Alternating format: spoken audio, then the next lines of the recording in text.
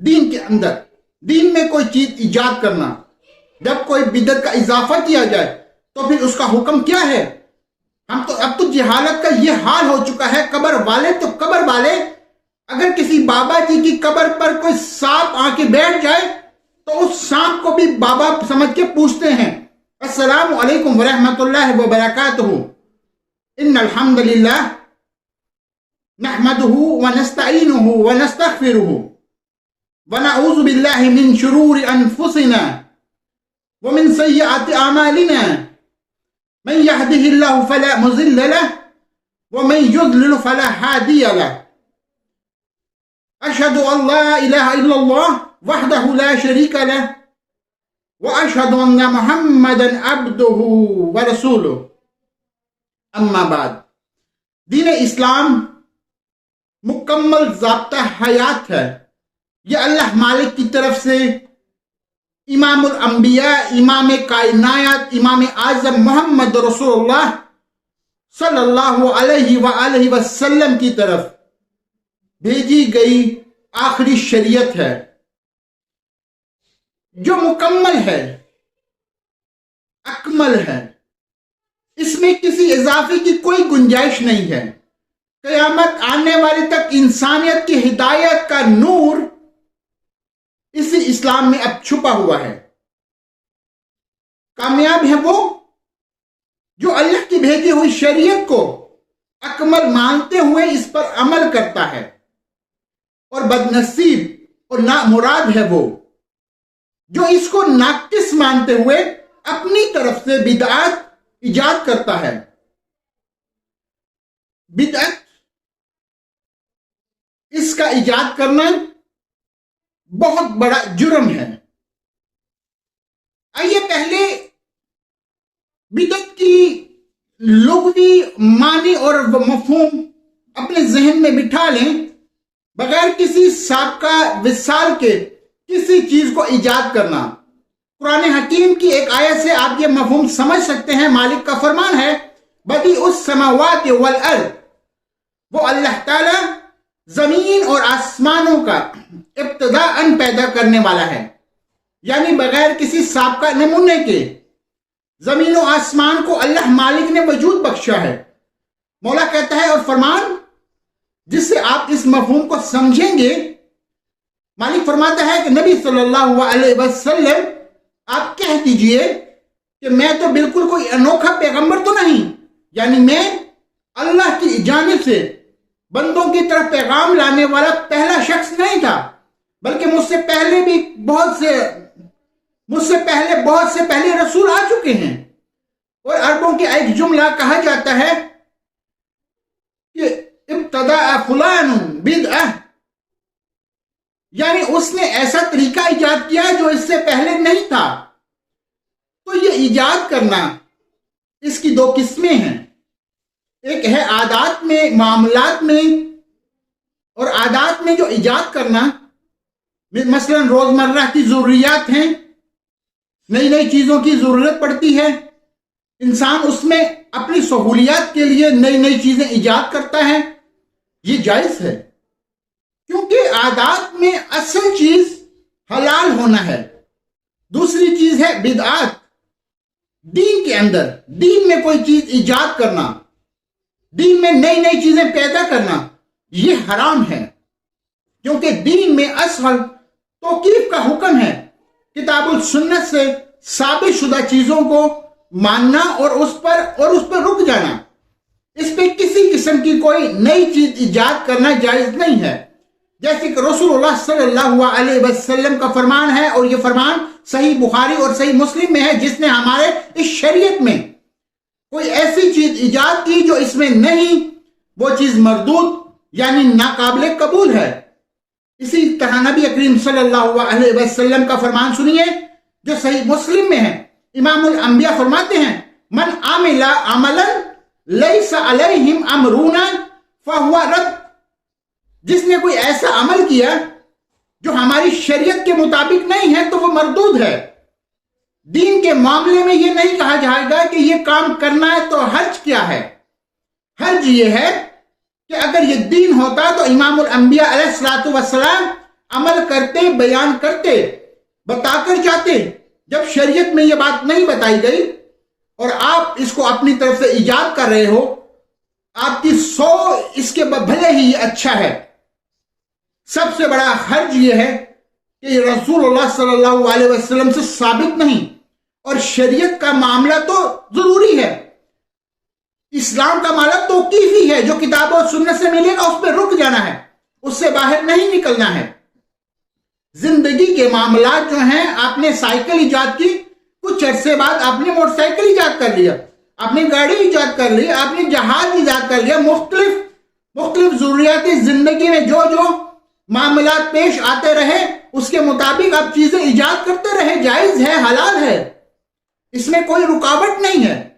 لیکن دنیا کے معاملات کو دین کے اوپر پیش کر کے دین میں نئی چیزیں ایجاد کرنا، کوئی کہے جی کہ دیکھیں مسجد نبوی میں لائٹنگ نہیں تھی، مسجد نبوی میں اے سی نہیں تھے، مسجد نبوی میں ٹائلیں نہیں تھی، مسجد نبوی کے اندر قالین نہیں تھا، مسجد نبوی کے اندر، تو بھائی یہ تو دنیا کی چیزیں ہیں، یہ لائٹنگ، یہ قالین، یہ سنگ مرمر، یہ سب تو دنیا کے معاملات ہیں، دنیا میں جائز ہیں۔ اپنے ضرورت کے مطابق آپ جو چیز مرضی ایجاد کریں اپنے فائدے کے لیے، شریعت توقیفی ہے، اللہ کی طرف سے نازل شدہ، بس اس پہ نہ کمی ہوگی نہ اضافہ ہوگا۔ دین میں دو طرح کی بدعات ہیں، پہلی قولی اور تقاضی بدعت، یعنی ایسی بدعت جس کا تعلق قول اور اعتقاد سے ہے، جیسے گمراہ فرقوں میں جہنمیہ ہے، تزیلہ ہے، راقبہ ہے، اور بہت سارے کافی گمراہی فرقے اور ان کے اعتقادات۔ دوسری قسم ہے عبادت میں بدعت، یعنی عبادت کے اندر نئی چیزیں ایجاد کرنا، اللہ تعالیٰ کی عبادت کہ کسی غیر مشروع طریقے سے کرنا۔ اور عبادات میں بدعت، اس کی بھی چند اقسام ہیں۔ پہلی قسم یہ ہے کہ وہ بدعت جو اصل عبادت میں ہو، یعنی بظاہر تو وہ خود عبادت ہی بدعت ہو، یعنی ایسی عبادت ایجاد کر لی جائے جس کی شریعت کے اندر کوئی اصل اور بنیاد نہیں ہے۔ جیسے لوگوں نے مختلف نمازیں ایجاد کر لی ہیں، یہ نماز غوثیہ ہے، یہ نماز فلاں ہے، اور یہ نماز فلاں ہے۔ غیر مشروط نماز، غیر مشروط روزہ، غیر مشروط عید۔ شریعت نے آپ کو 2 عیدیں دی ہیں، آپ نے تیسری عید گھڑ لی۔ شریعت نے آپ کو جو نمازیں دی، آپ نے اس کے مقابلے میں کوئی اور نماز تلاش لی۔ شریعت نے جو آپ کو روزے دیے، جن روزوں کے ذریعے اللہ کا قرب حاصل ہوتا ہے، آپ نے اپنی طرف سے روزے ایجاد کر لیے۔ اس طرح کی بہت سی مثالیں، یہ وہ ہیں جو اصل عبادت میں، یعنی وہ عبادت بذات خود بدعت ہے۔ اور دوسری قسم وہ بدعت جو مشروع عبادت میں اضافے کی شکل میں ہو۔ اس کی مثال یوں سمجھ لیجیے کہ ظہر کی نماز، عصر کی نماز 4 رکعت ہے، کوئی 5ویں رکعت کا اضافہ کر لے۔ اب یہ نماز تو اصل ہے، عبادت ہے، لیکن اس میں یہ اضافہ جو ہے، یہ اس کے اندر اضافہ، یہ بھی رد کہلائے گا۔ کرنے والے کی نیت بھلے کتنی ہی اچھی ہو، اور یاد رکھیے بدعت کرنے والا ہمیشہ ثواب کی نیت سے بدعت کرتا ہے۔ زنا کرنے والا، چوری کرنے والا، شراب پینے والا، ڈاکہ ڈالنے والا، وہ گناہ کا تصور لے کر گناہ کرتا ہے، اسی لیے گناہ گار کو توبہ کی توفیق مل جاتی ہے، اور بدعتی کو توبہ کی توفیق بہت کم ہوتی ہے۔ اللہ اسے ہدایت دے تو دے، اس کو تو توبہ کی توفیق کم کیوں ہے؟ کیونکہ اسے توبہ کی توفیق کیوں چھینی گئی ہے؟ کیونکہ اس میں غلط سمجھے گا تو توبہ کرے گا، وہ تو عبادت سمجھ رہا ہے، وہ تو ثواب سمجھ رہا ہے، وہ تو اللہ کا قرب سمجھ رہا ہے۔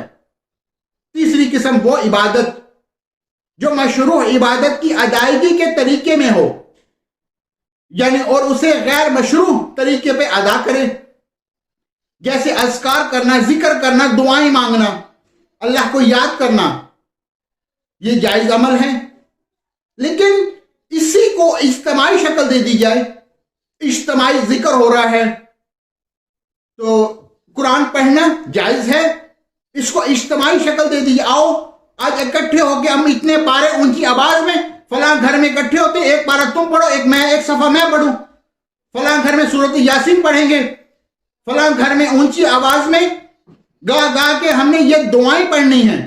ये दुआएं असलन साबित हैं शरीयत में, लेकिन इसका ये तरीकाकार जो आपने इख्तियार किया है, ये तरीकाकार शरीयत के मुताबिक नहीं है, ये बिदत है। जो भी किस्म हो बिदत जो किसी मशरूह इबादत को किसी ऐसे वक्त के साथ खास कर ली जाए जो शरीयत में खास नहीं है। इसकी मिसाल आपको यूं समझा देता हूं कि 15वें शबान के दिन और रात रोजे कयाम का खास एहतमाम करना। अब रोजा शरीयत से तो साबित है, कयाम शरीयत से साबित है, लेकिन इसको इस दिन के साथ खास करना, इसके लिए दलील चाहिए, और किसी सही हदीस में इसकी कोई दलील नहीं है। सदका शरीयत से साबित है, लेकिन आप मरने वाले के तीसरे दिन सदका करें, उसकी तरफ से 7वें दिन सदका करें, 9वें दिन करें, 40वें दिन करें, उसकी मौत के दिन करें, तो उसकी पैदाइश के दिन करें। अब ये सदका तो साबित है। मैयत की तरफ से आपको कोई फिदिया भिजवा दे, मदरसा बनवा दे, यतीम खाना बनवा दे, अस्पताल बनवा दे, दरख्त लगवा दे, कुरान हकीम के नुस्खे लेके मस्जिदों में रख दे, कोई हरज नहीं, जायज है। उसका दिन फिक्स करना कि यह अमल सिर्फ 7वें दिन होगा या 9वें दिन होगा या 10वें दिन होगा, ये चहलम पे होगा, ये दिन फिक्स करना, ये इबादत के अंदर इजाफा है, ये बिदत है। इसके लिए दलील चाहिए, और इसकी कोई दलील शरीयत में तो नजर नहीं आती। दीन में जब बिदत का इजाफा किया जाए तो फिर उसका हुक्म क्या है? तो कहीं अच्छी बात है तो भाई से अजर व सवाब है? नहीं, दीन में हर बिदत गुमराही है, और इसके लिए दलील रसूलुल्लाह सल्लल्लाहु अलैहि वसल्लम का फरमान जो मुस्नद अहमद में है, अबू दाऊद में भी है, दीन के अंदर नई ईजाद करदा चीजों से बचो, क्योंकि हर नई ईजाद करदा चीज दीन में बिदत है, और हर बिदत गुमराही है। कुछ मौलवी साहब कहते हैं फिर आपका पैदा होना बिदत है, तो आपका साइकिल पे चढ़ना बिदत है, आपका जहाज में बैठ जाना बिद्दत है, आपका मोबाइल इस्तेमाल करना बिद्दत है। भाई यहां मामला दीन का हो रहा है, दीन के अंदर कोई काम करोगे तो वो बिद्दत है। आदात के अंदर, दुनियावी अमूर के अंदर इजाजत है। व इय्याकुम व मुहदसात अमूर फ़इन्न कुल्ल मुहदसतिन बिदअह। रसूलुल्लाह सल्लल्लाहु अलैहि वसल्लम फरमा रहे हैं हर बिदत गुमराही है, इसमें कोई तकसीम नहीं है कि ये अच्छी बिदत है, ये बुरी बिदत है।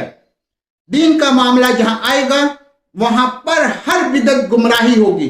दुनिया के मामलात में हो सकता है कि नया काम हो, वो अगर वो चाहे, रसूलुल्लाह सल्लल्लाहु अलैहि वसल्लम का फरमान जो सही बुखारी और सही मुस्लिम में है, इसलिए हमारे यानी इस दीन में कोई नई चीज, ऐसी चीज जो इजाद की, जो इसमें नहीं, वो मकरूज है, मरदूद है।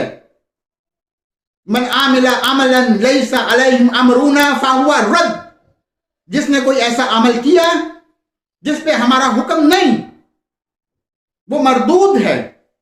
ये दोनों हदीसें जो इस बात पर दलालत करती हैं कि दीन के अंदर हर नई इजाद करदा चीज बिदत है, और हर बिदत गुमराही है और गैर मकबूल है। क्या साबित हुआ कि इबादत, इताकादात में हर किस्म की बिदत हराम है।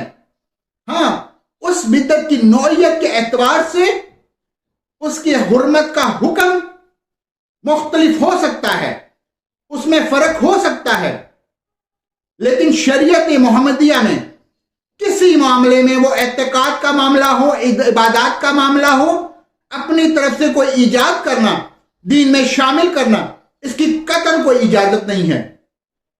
बाज बिदतें सरीन कुफर हैं, जैसे कि कब्र वालों का तकर्रुब हासिल करने के लिए कब्रों का तवाफ करना। बाबा जी की कब्र का तवाफ हो रहा है, क्यों?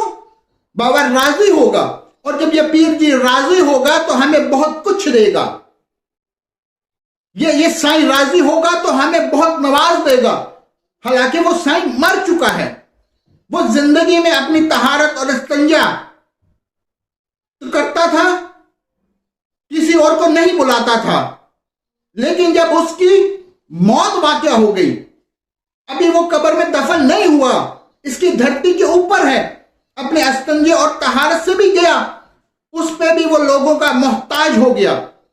یہ اتنی نیچے اتر کے میں مثال اکثر دیا کرتا ہوں تاکہ ان پڑھ سے ان پڑھ بندہ بھی یہ سمجھ جائے کہ پیارے بھائی، جو بندہ اپنے کپڑے نہیں اتار سکا، طہارت نہیں کر سکا، استنجا نہیں کر سکا، اپنا غسل نہیں کر سکا، خود قبرستان نہیں جا سکا، قبر میں اتر نہیں سکا، وہ آپ کو بیٹا دے گا یا بیٹی دے گا؟ آپ کے نفع نقصان کا مالک ہوگا؟ جو اس طرح چار کندھوں کا اس وقت محتاج ہو کے قبر میں اترا، تو قبروں کا طواف کرنا، یہ قبروں پہ اس نیت سے جانا یا چراغ جلانا یا اس نیت سے چادریں چڑھانا کہ بابا راضی ہو جائے، بابے کے راضی ہونے سے پتہ نہیں ہمارا کیا کچھ سمجھ جائے گا، یہ جہالت ہے۔ اور یہ ایک ایسی بدعت ہے جو انسان کو کفر تک پہنچا دیتی ہے۔ تو قبر والوں کے لیے قربانیاں کرنا، ان کے لیے نظر و نیاز دینا، ان سے مرادیں مانگنا، ان سے فریادیں کرنا، اب تو جہالت کا یہ حال ہو چکا ہے کہ قبر والے اگر کسی بابا جی کی قبر پر کوئی سانپ آ کر بیٹھ جائے تو اس سانپ کو بھی بابا سمجھ کے پوچھتے ہیں، اس سانپ کو بھی بابا سمجھ کر عبادت کی جاتی ہے۔ کہاں دنیا گر گئی اور کیسے جہالت نے ڈیرے ڈال لیے، کیسے یہ اللہ سے دور ہوتے چلے گئے۔ یہ جانور ہے، یہ سانپ، یہ اژدہا، یہ سب جانور ہیں، اور تم جانوروں کو تقرب کے لیے ہاتھ لگا رہے ہو، اس کو پوج رہے ہو، اس کو چوم رہے ہو۔ یہ جہالت ہی نہیں تو اور کیا ہے؟ اللہ کے بندو عقل کرو، تم انسان ہو، مخلوق ہو اللہ کی، انسان ہو کر، اشرف المخلوقات ہو کر ان جانوروں کو پوچھتے ہو، اس کے آگے منتیں مانگتے ہیں۔ کئی کتوں کا جھوٹا پانی پیا جا رہا ہے، کئی کچھوے کا جھوٹا پانی پی جا رہا ہے، کہیں سانپوں کو پوجا جا رہا ہے، کہیں گھوڑوں کا جھوٹا پانی پیا جا رہا ہے،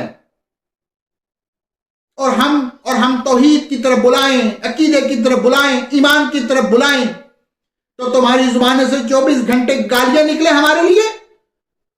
ہمیں تم سے کچھ نہیں چاہیے، تمہاری یہ گالیاں بھی انشاءاللہ ہمارے لیے قیامت کے دن نامہ اعمال میں ہوں گی، نیکیوں میں ہوں گی، لیکن ہم تمہاری گالیوں پر بھی تم سے ناراض نہیں ہوں گے، تمہیں جواباً گالیاں نہیں دیں گے، بلکہ تمہیں کہیں گے اے میری قوم، اللہ کو پہچان لو۔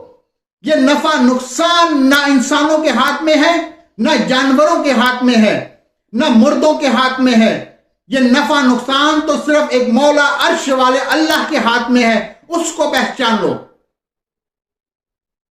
اسی طرح سے بعض بدعات شرک کے وسائل ہیں، شرک تک پہنچانے والے اعمال ہیں، جیسے قبروں پر عمارتیں بنانا، کتبے بنانا، وہاں نماز پڑھنا، دعائیں مانگنا، یہ وہ مسائل ہیں جو انسان کو اس شرک کی ہلاکت میں پہنچا دیتے ہیں۔ اسی طرح بعض بدعتیں جس کے فسق اعتقادی ہیں، جیسے خوارج کا، قدریہ، مرجیہ کے، شرعی دلیلوں کے خلاف ان کے اقوال کو اعتقادات، یار دیکھو تو بعض لوگوں کو دھوپ میں کھڑے ہیں، کسی کو دیکھو گے وہ ایک ٹانگ پر کھڑا ہے، یہ معصیت ہے، نافرمانیاں ہیں، شریعت میں یہ حکم نہیں دیا ہے۔ بعض لوگوں نے یہ تقسیم کی ہے کہ بدعت حسنہ ہے، بدعت سیئہ ہے، اچھی بدعت بھی ہے اور بدعت بھی، بری بدعت بھی ہے۔ یہ تقسیم کرنے والے غلطی پر ہیں، کیونکہ رسول اللہ صلی اللہ علیہ وسلم کا فرمان بڑا واضح اور دو ٹوک ہے، سَإِنَّ كُلَّ بِدْعَةٍ إِن ضَلَالَةٍ، ہر بدعت گمراہی ہے۔ اب جو یہ کہیں کہ بدعت اچھی بھی ہو سکتی ہے اور بری بھی ہو سکتی ہے، بدعت حسنہ بھی ہے اور سیئہ بھی ہے۔ اب آپ نے بدعت کی دو قسمیں کر دی، شرعاً اور رسول اللہ صلی اللہ علیہ وسلم کے اس فرمان کی مخالفت کی کہ آپ کیا فرما رہے ہیں؟ فَإِنَّ كُلَّ بِدْعَةٍ ضَلَالَةٍ، ہر بدعت گمراہی۔ آپ صلی اللہ علیہ وسلم نے تمام بدعت پر گمراہی کا حکم لگایا ہے، اور آپ نے کہا کہ نہیں، کچھ گمراہی ہیں اور کچھ اچھی ہیں۔ یہ تقسیم رسول اللہ صلی اللہ علیہ وسلم سے ثابت نہیں ہے، صلاح سے ثابت نہیں ہے۔ حافظ ابن رجب رحمہ اللہ اپنی کتاب شرح ربیع میں فرماتے ہیں کہ آپ کا فرمان فَإِنَّ كُلَّ بِدْعَةٍ ضَلَالَةٍ جواب الکلم ہے، جامع ترین کلمات میں سے ہے، جس سے کوئی بدعت خارج نہیں ہو سکتی، اور یہ دین کے اصولوں کے ایک عظیم اصول ہے۔ اور آپ صلی اللہ علیہ وسلم کے اس فرمان کے مطابق ہے، جس نے ہمارے اس سمر میں کوئی ایسی چیز ایجاد کی جو اس میں سے نہیں ہے، وہ مردود ہے۔ لہذا کسی نے کوئی اگر ایسی چیز ایجاد کی اور اسے دین کی طرف منسوب کیا، حالانکہ دین میں اس کی کوئی اصل اور بنیاد نہیں ہے، جو اس کا مرجع ہو تو وہ گمراہی ہے، اور جو دین اس سے بری الذمہ ہے، چاہے اس کا تعلق اعتقادی مسائل سے ہو یا ظاہری و باطنی اعمال یا اقوال سے ہو۔ لہذا اللہ تعالیٰ انہیں اسلام اور مسلمانوں کی طرف سے ہمارے اسلاف کو بہترین جزا عطا فرمائیں، جنہوں نے اپنے رتبے کی رب کی کتاب اور اپنے نبی صلی اللہ علیہ وسلم کی سنت کو ضائع اور برباد ہونے سے بچانے کے لیے یہ قدم اٹھایا۔ اللہ ان سے راضی ہو۔ تو پیارے بھائیوں، شریعت مکمل ہو چکی ہے، شریعت کے احکام پورے ہو چکے ہیں۔ رسول اللہ صلی اللہ علیہ وسلم کی زندگی میں اللہ نے اس دین کو پورا کر دیا ہے۔ آپ کی وفات سے پہلے اب کوئی بھی عمل کرنا ہو تو اس کو تلاش کیجئے، یہ کتاب و سنت میں ہے، یہ قرآن الحدیث میں ہے، یہ اللہ کا حکم اور اس کے رسول صلی اللہ علیہ وسلم کے ساتھ سے ثابت ہے۔ اگر وہ شریعت میں ثابت ہے، اگر وہ شریعت میں موجود ہے، شریعت سے ثابت ہے، تو اس پہ عمل کیجئے۔ اپنی طرف سے نئے نئے کام نہ تلاش کیجئے، نہ گھڑیے، کیونکہ یہ بدعات انسان کو ہلاکت کے دروازے کی طرف لے جاتی ہیں، جہنم کی طرف لے جاتی ہیں۔ آپ نے فرمایا ہر بدعت گمراہی، اور ہر گمراہی جہنم میں لے کر جانے والی ہے۔ اللہ سے دعا ہے اللہ ہمیں اپنی رحمت سے جنت کے راستے پر چلائے، زندگی دے وہ ایمان والی، صحت والی، اپنی فرما برداری والی زندگی دے، اور موت دے تو اس حال میں دے کہ اللہ ہم سے راضی ہو، ہم اپنے اللہ سے راضی ہوں۔ اقول قولی ھذا واستغفر اللہ لی ولکم ولسائر المسلمین۔ دوستو، آپ نے ابھی تک میرا چینل سبسکرائب نہیں کیا تو دوستو آپ سب سے ریکویسٹ ہے کہ میرے چینل کو سبسکرائب کر دیں، اور اسلامی موٹیویشنل ویڈیوز کے لیے اس بیل آئیکن کو پریس کر دیں تاکہ ہر نئی آنے والی ویڈیو جلد از جلد آپ تک پہنچ سکے۔ تب تک کے لیے اللہ حافظ۔ السلام علیکم ورحمۃ اللہ وبرکاتہ۔